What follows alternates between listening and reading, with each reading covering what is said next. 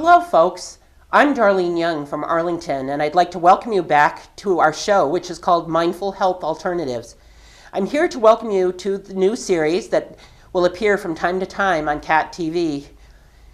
The goal of this series is to introduce you to a more healthy and less stressful lifestyle through several different methods.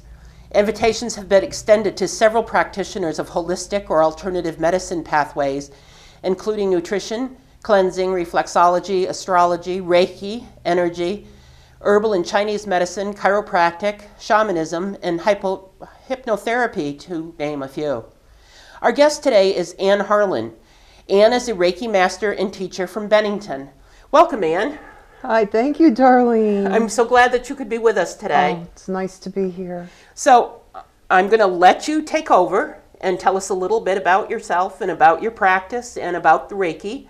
And I'll be back to join you in a little while. Okay, Darlene, thanks a lot. You're welcome. Thank you. Hi, I'm Anne Harlan, and I'm here today to talk about Reiki with all of you. Thanks for tuning in to Mindful Health Alternatives. Thank you, Darlene, for the introduction.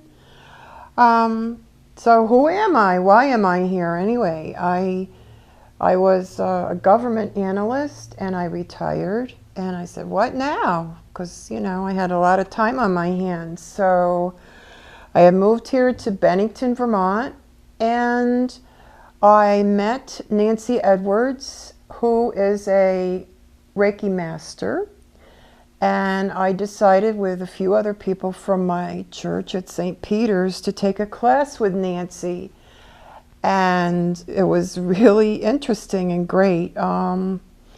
So I took more classes, and over a period of 2 years, I became a Reiki master myself in Usui Reiki, and then I went on the following year to become a Karuna Reiki master.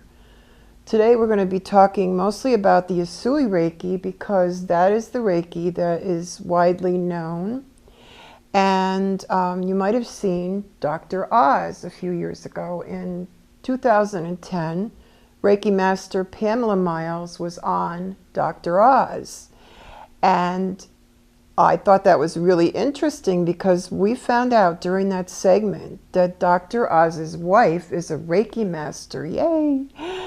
So Pamela, who works with Dr. Oz, even in the OR, gave a Reiki demonstration on a woman in the audience who had a headache. And the woman felt a warm energy, and she felt her headache going away. So at the very end of his segment, Dr. Oz included in his tips, try Reiki.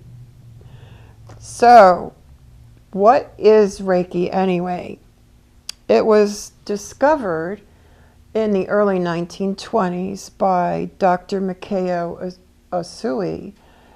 He was born in Japan, and he was basically a Buddhist, though he studied a lot of different metaphysical stuff, and including Christianity.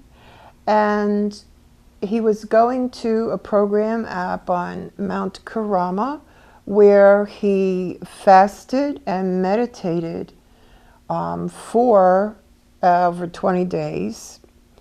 And he was enlightened with the idea and the energy of Reiki, which means universal life force. And he discovered that this energy for healing was an energy that came from outside himself, and it was limitless. And previously, a lot of the healers thought that they were giving their own energy to clients. So this was a beautiful source of energy that was almost unlimited, a universal healing energy that could be used by a healer without depleting themselves. So in those years, there was a big earthquake in Japan, and Dr. Usui became famous at that time because he and his students healed a lot of people that were injured and sick from that earthquake. After his death, one of his students, Dr. Hayashi, taught Mrs. Takata from Hawaii. And Mrs. Takata is the one who brought Reiki to the United States. And those are the people that are in our lineage. So how is the Reiki energy compared to other healing energies? It is a healing energy, but it's a little different from other healing energies because the ability to create the Reiki healing energy comes from the Reiki master passing the ability on through a procedure called an attunement. And this is where the Reiki master holds the intention and delivers the energy of the attunement to the student, and they are then able to give Reiki energy to the client. There's several levels of Reiki training, and the abilities to heal come with the first attunement. The other succeeding attunements increase the abilities to heal with practice and also impart a few additional energies. And one is, and here's a tip for people, that the Reiki healing energy can be sent at a distance. So if you have a Reiki practitioner that you like and you're on a trip and you have a sickness coming or an injury of some kind, you could call your practitioner and he or she can send the energy to you wherever you are. So during the course of my studies, I learned an interesting fact that animals love Reiki. And I have a dog at my house, and he just loves to receive the Reiki energy. And I think that he actually begs for that. He if I have a client over, he's good until the client leaves, and then he has to have his own session and a treat for being good. So he just loves that energy, and he likes it, especially on his back, because he dances on his hind legs and gets his back all out of sorts. So you might be wondering, how did I ever become involved with Reiki? Besides meeting Nancy Edwards here in Bennington, I have a cousin who was a massage therapist, and she also became a Reiki master because those things combine nicely. The Reiki energy combines with the massage to deliver an extra benefit to the client as they sit there.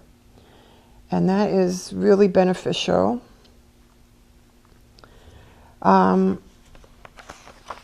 We also can give Reiki to ourselves. I give Reiki to myself every morning, and it's very comforting. And if I wake up and I have a headache or a pain somewhere, I just take my hands, activate the energy, and just put my hands on my head or wherever I have the need for the healing energy.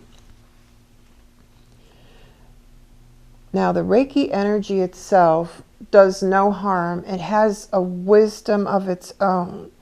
So later when I show you sessions, you're going to see me putting my hands in different areas of Darlene's body, but the energy has a wisdom of its own, and it does go where it's needed on the body. What it does is it creates a balance in the energy of the body, and this affects the energy body. So bringing the energy body into balance, what does that mean, and what does that body look like? I have a chart here which is done by the Roby people, and this shows a representation of the energy body. The first energy center, we have 7 of them that are major that we consider altogether. On the top here is the spiritual connection. It's called the crown chakra energy center. Then down here, there's what we've referred to as a third eye on the forehead area and the eyes, and that is the 6th chakra energy center, and that governs the power of the mind and adequacy and truth as issues. So if you have an issue in your energy centers, energetically wise, that's affecting your body, it can be an energy that's caused by something that has to do with these issues, like the power of the mind or the adequacy or truth. So that if you have an untruth in your life, you might be getting a pain in this area. And that would give you a clue of where to look for what you need to fix in your life. Going down, we have the throat chakra. That's the 5th energy center, and that governs the throat area, which energetically has to do with the power of will and decision making. Moving down, we have the heart chakra, and that 4th energy center, of course, being the heart, controls love and emotion. Moving down, we have the 3rd energy center, which is the solar plexus area, and that governs issues having to do with personal power, self-esteem, and trust. This also has to do with courage. So if you have a lot of fear, you might be feeling like this anxiety in the pit of your stomach, and that's a manifestation energetically and physically of fear in this area. The 2nd chakra, which is down here below the rib cage and by your navel area, is your 2nd energy center, and that has to do with your power of relationships, sexuality, and creativity. So any issues that come up in that physical area of the body may have to do with these energetic issues. The 1st chakra has to do with your roots. It's called the root chakra. It has to do with tribal power, which means your family and your extended family. It also has to do with your feelings of safety and security. So this chart holds a lot of individual areas of the body that can hold different energetic issues that go along with the major energy centers. So the Reiki practitioner can look at these plus interview the client before the session and find out what kind of issues are coming up and what areas of the body they pertain to. So this is a very good key in treating the physical side effects of the energetic problems. Okay, let me move along and talk about the actual Reiki. I should show you the Reiki symbol. This is really cool. This writing is called a kanji, and up on the top it shows the deity, or like the universal source, which we call God in this country.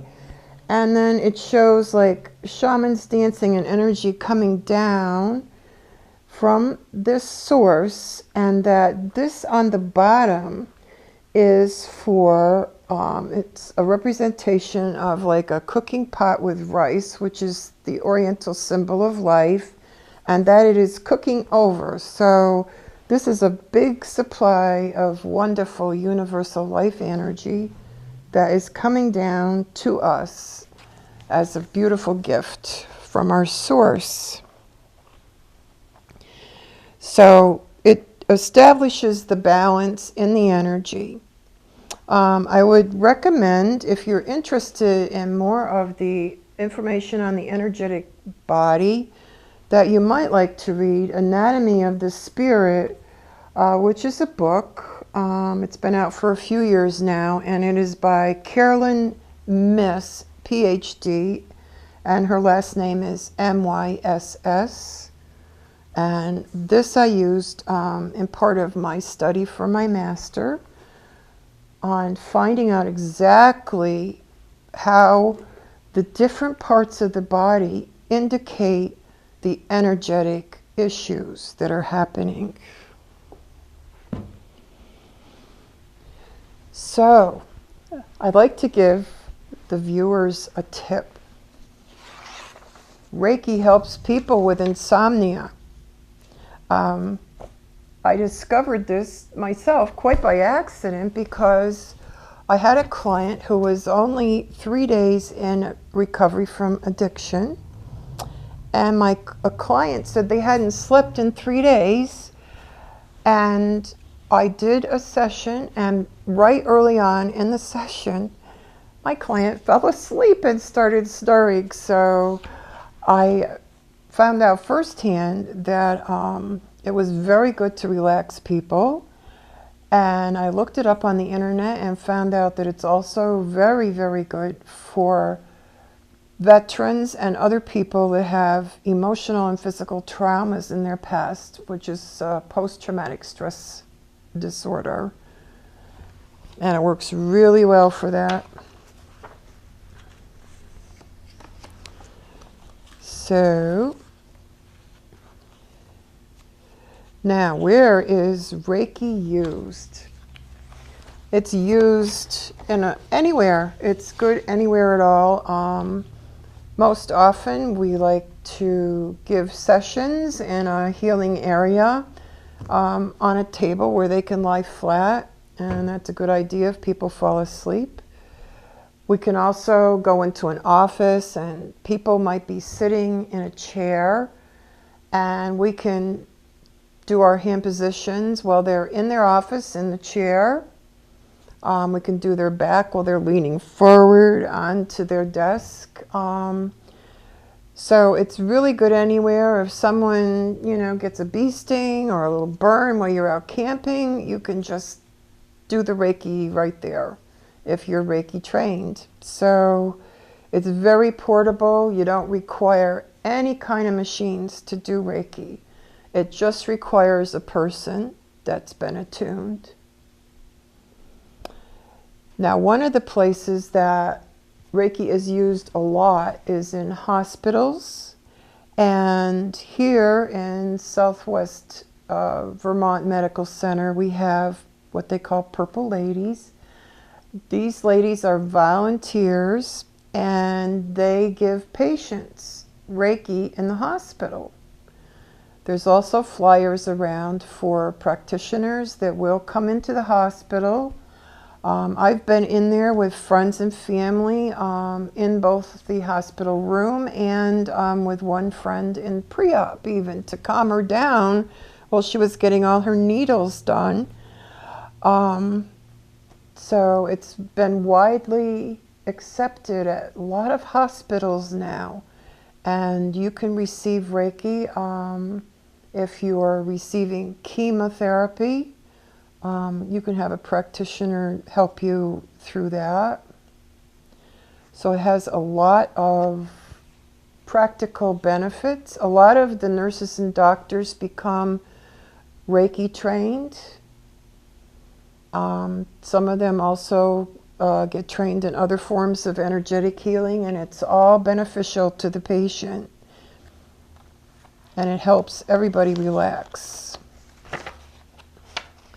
So what I'd like to do now is show you what happens at a typical Reiki session.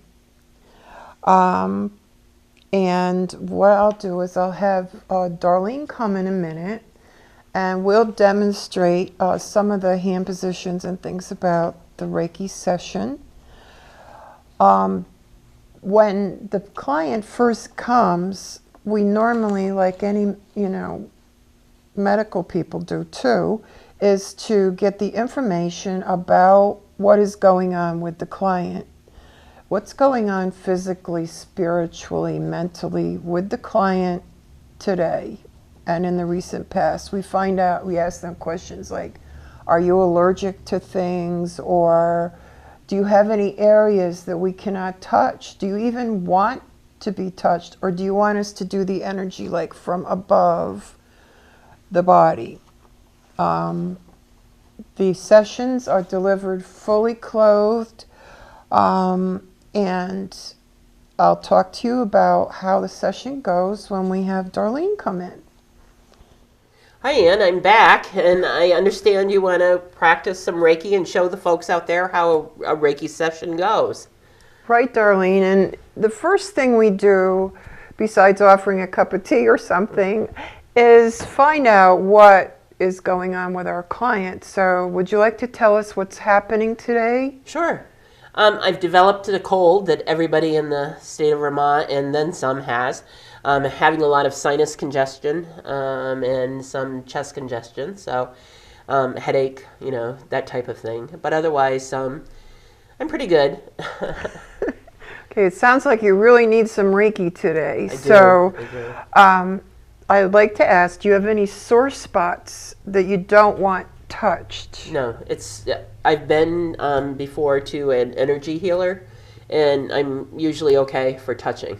Okay, that's good. Yeah. Okay, did you want any candles lit or incense or any music? Is that okay with you? That's fine. That's fine if Okay, you have it. so Yes. normally we do all that when someone wants it, only if they want it. And so, do you have any requirements for the table? Do you need to be sitting up or? I think I can lay flat. You can lay as flat. long as, like today, I brought an extra pillow because I am having trouble with my sinuses and my chest. So, Okay. I think I'll be fine as long as my head is a little elevated. So. Okay. So if at any time that you need to change position, that's fine. Okay. Your session, up Very to good. you. Very good. And sometimes, probably today we don't have it, but something that is really comfortable is like a roll under my knees. Right, so, a bolster or something under Yeah. your knees would be useful. yeah. But today, this is going to be wonderful. Thank you. Okay. Good. Okay, so we have Darlene reasonably comfortable now on the table. So what I, as a practitioner, do first is I stand and I set my intention to be a clear channel for the Reiki energy that I am going to be giving to Darlene. So I just say a quick grounding prayer and intention and ask the higher power to make me a clear channel of this energy. And then I do a scan on Darlene. What I want to do is just quickly just see if I can feel anything going on in her aura. She's already told me that she has a chest cold and she has a headache. So I'm just using my hands to see if I feel any specific areas that are asking for a lot of Reiki energy today. So I feel a little staticky here. And her heart and throat area are going to need a little extra attention because her chest area. So we'll just see what's going on. And her legs too are going to want a lot of energy today. And I'm going to give a demonstration Reiki session now, but I'm going to give her a real one later when I can spend more time with her before I leave today. Okay. So I'm just going to show the hand positions it's a very light touch. She's allowed to move or do anything that she needs to do during the session. Okay. And we start with her eyes. And then we move our hands over by the ears, and this is doing her head. Heads love Reiki a lot. It helps the person relax. And then we just sort of tuck our hands under back here for a little bit and give some nice Reiki energy back there. It's very relaxing and comforting to have the hands back there. And it's nice and warm too, Leanne. Yeah, the Reiki energy can feel either warm, and some people experience Reiki energy as cold, which most people like the hot a little better, I think. So then we do the throat, and we do the shoulders, and we do the chest also.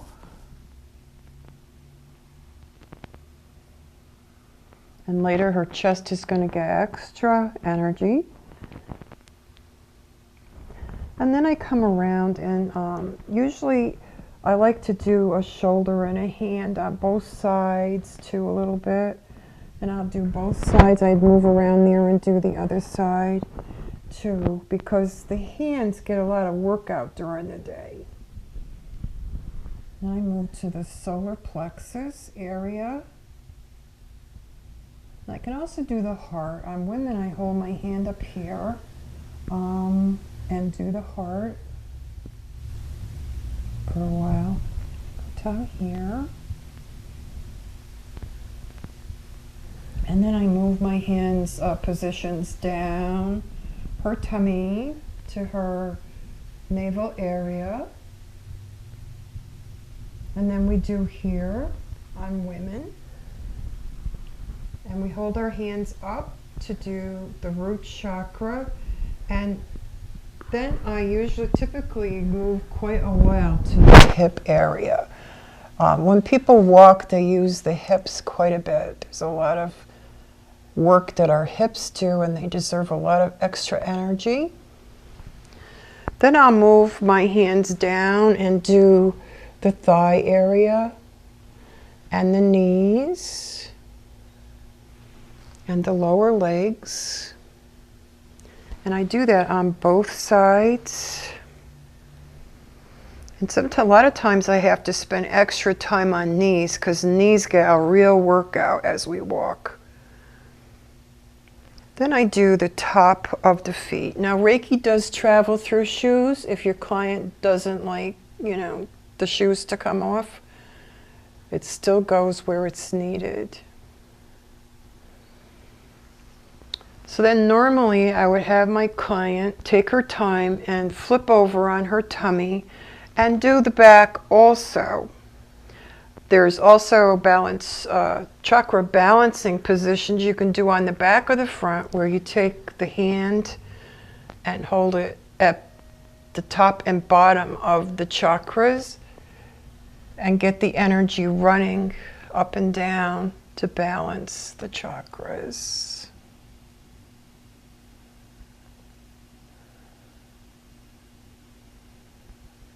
Now what I do is the bottoms of the feet last, and the reason for that is because the bottoms of the feet ground the person back. They bring them back if they've been meditating or sleeping or whatever they're doing. This will bring it back on the very bottoms of the feet. Now Darlene has her shoes on, so I could just tap lightly on here to ground her, or I can have her, when she gets off the table, like tap her feet on the floor a little bit and visualize grounding herself before she goes. Okay. And that's pretty much all the hand positions. Very good. Okay. Well, here I am. I'm in the chair now. The table was great, and I'm looking forward to having Anne show you the chair positions and how she works with clients that probably can't lay down, or if she goes into a work setting where she can do Reiki on a person that's sitting in a chair. So Anne, here we go. All right. Well, Darlene, I used the chair, and today I picked a chair with arms. I learned to use a chair with arms because a friend, Sue, from Jumping Toadstools, and myself, we did wellness clinic at Cora B. Whitney. Mm-hmm. And a lot of the people were falling asleep, and I was afraid they would fall out of the chair. So we started using chairs with arms. Very good idea. Very good idea. So in an office setting, you also can have a desk here for people to lean forward when you do their backs, and that's a handy thing to have as well. So the hand positions are pretty much the same for the chair as they were. You just start behind the person and put your hands on their eyes, and then their ears,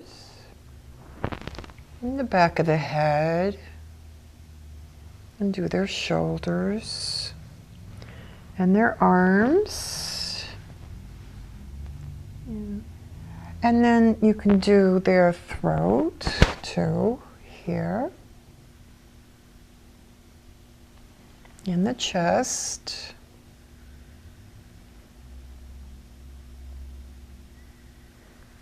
And then we move down and do the tummy area and the solar plexus area. And then I would move to do hips. And like this. And knees.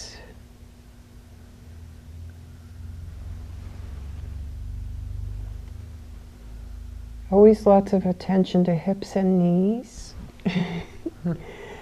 And then I would go down and do the bottom part of the legs. And if they have bare feet, sometimes I use a hassock if there's one available, and do the top of the feet now, and saving the bottom of the feet to bring them back at the very end. And then I would have someone just lean a little forward and do their back. With all the positions down the back, and these are the same as we would do on the table for the back. And just move my hands down. And I would also scan, because backs take quite a beating as well. And I would usually find that this area down here on the lower back takes the worst beating on a lot of people, and I would spend more time giving some balancing Reiki energy down here to do that. And at the very end, in a chair session, I also like to balance the chakras by doing this.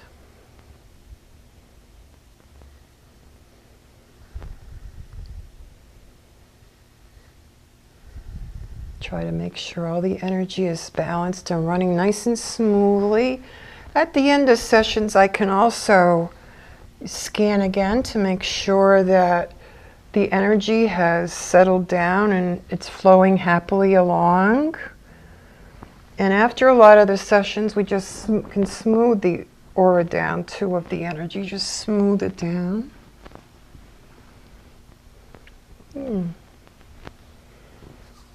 And then important thing to do is always wash up the hands. I always wash the hands before and after sessions.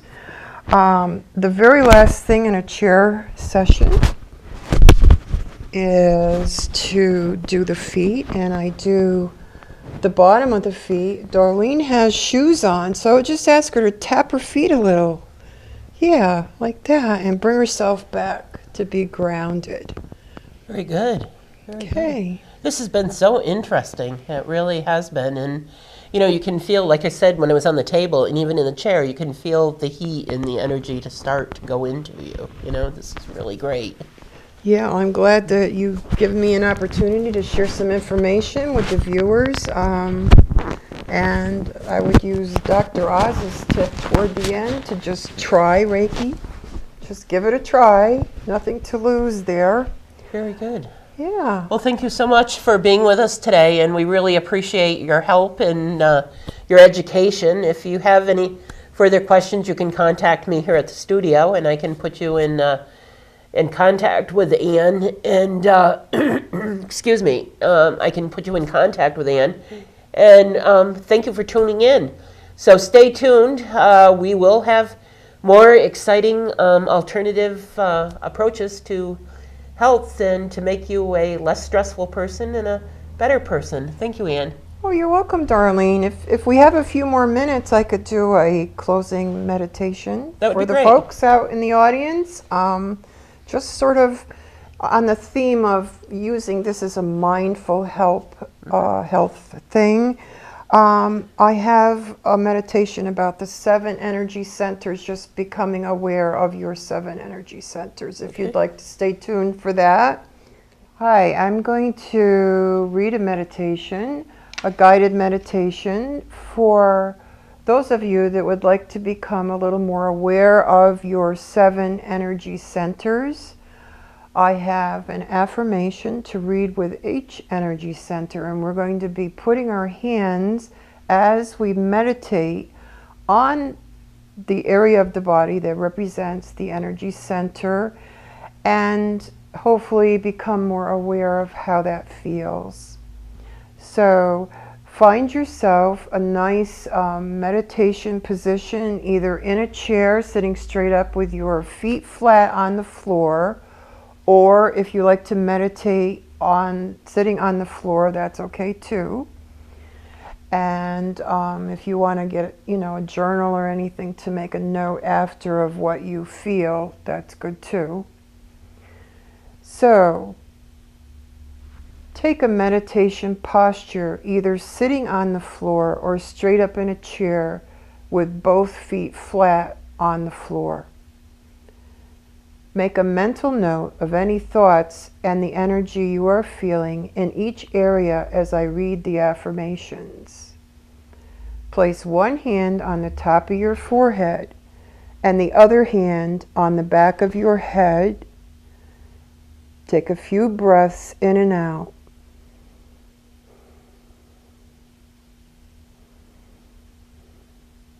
I connect with Spirit. I invite sacred transformation.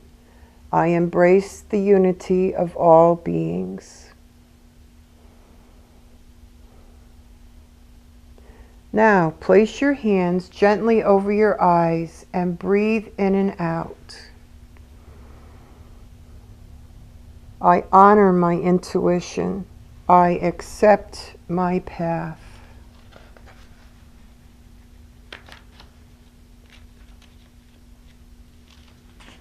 I am healing body, mind, and spirit.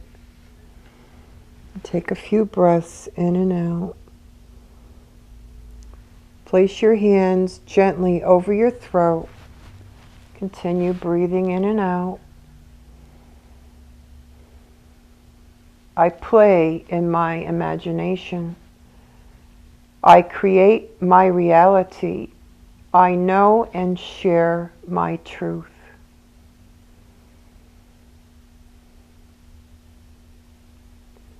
Place your hands gently over your heart, breathing in and out.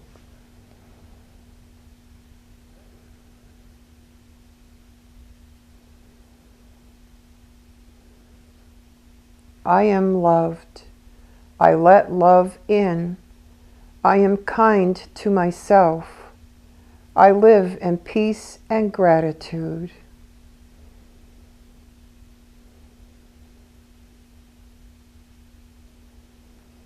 Okay, place your hands gently under your rib cage and breathe in and out. I am courageous. I am whole. I stand in my power. Now place your hands gently on your navel and breathe in and out. I feel my emotions and my pain. I awaken my passion. I surrender to this moment.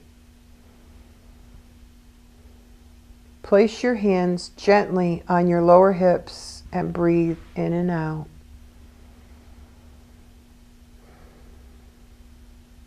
I am safe. I trust more. I fear less. I am centered and grounded. Continue breathing, being mindful of any shifts in energy that have occurred in your body or your thoughts with this practice. Gradually open your eyes and touch your hands or your feet to the floor a few times. Namaste. The divine in me honors the divine in you. Thank you for being with us today with Reiki as a mindful health alternative.